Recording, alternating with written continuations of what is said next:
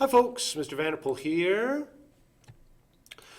Want to talk briefly about monetary policy and how it relates to Treasury bills, notes, and bonds. I also want to talk quickly about T-charts and more advanced T-charts. So let's talk about Treasury bills, notes, and bonds. These are bought and sold by the Federal Reserve when implementing monetary policy. It's one of many things that they buy, but the primary thing that they will buy and sell will be Treasury bills, notes, as well as bonds.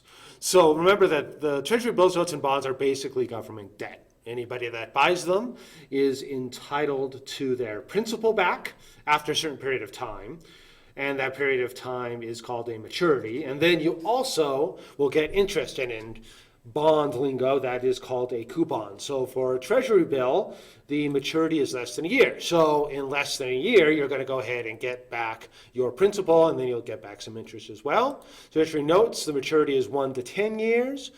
Then you'll get back your principal, and then you'll get back some interest. And then Treasury bonds, the maturity is more than 10 years. So basically, you're loaning the federal government money for less than a year, 1 to 10 years, or more than 10 years, depending upon whether you're buying bills, notes, and or bonds. All right, so this is what the Federal Reserve will buy and sell. Now, all bonds really are, bonds, bills, they are certificates that entitle you after a certain period of time to principal, the principal, which is the amount you loaned the federal government, as well as interest, which once again is called a coupon. So one thing that's really key to know is when you buy bonds, that is going to increase their price, which makes sense. Whenever you buy anything, it bids up the price of something. So buying bonds is going to increase the price, and it will lower the yield of the bond, which is also known as the return. I'm not going to get too much into yields and how those are calculated, but just understand when you buy bonds, you increase their price and you lower their yield.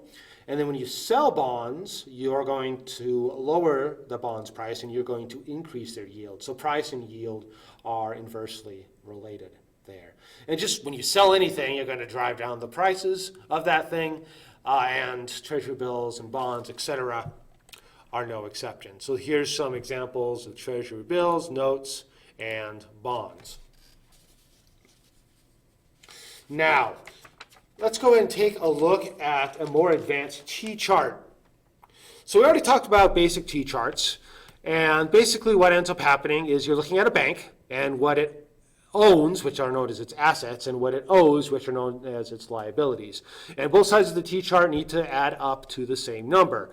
That is very important. They need to balance.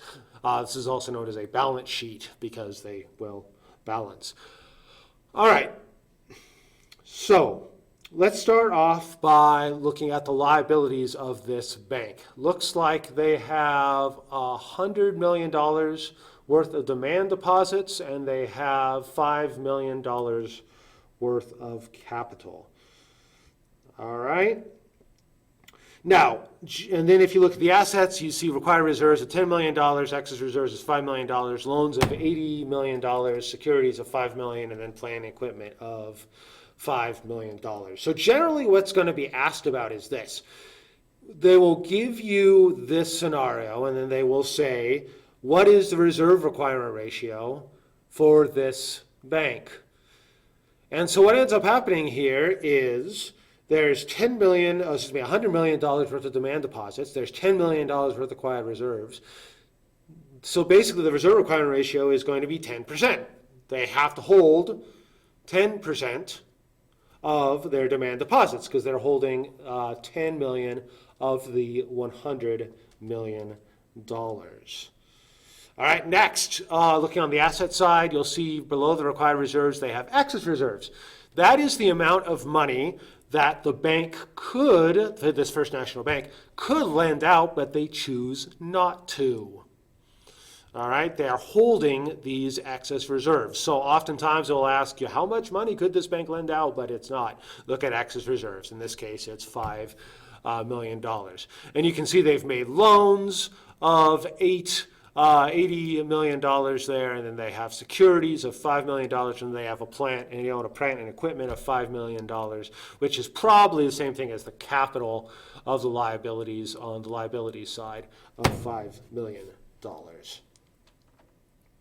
Okay, so those are the primary things you're going to see. You're going to be asked about what is the reserve requirement ratio and how much money this bank could lend out if it so decided to. All right, and there's lots of times you'll see different, there'll be things on there in this balance sheet that don't necessarily matter. They'll kind of be distractors, but focus in on the amount of demand deposits, the required reserves, excess reserves, all that kind of stuff. All right, so email me if you have any questions, and I hope you have a good one.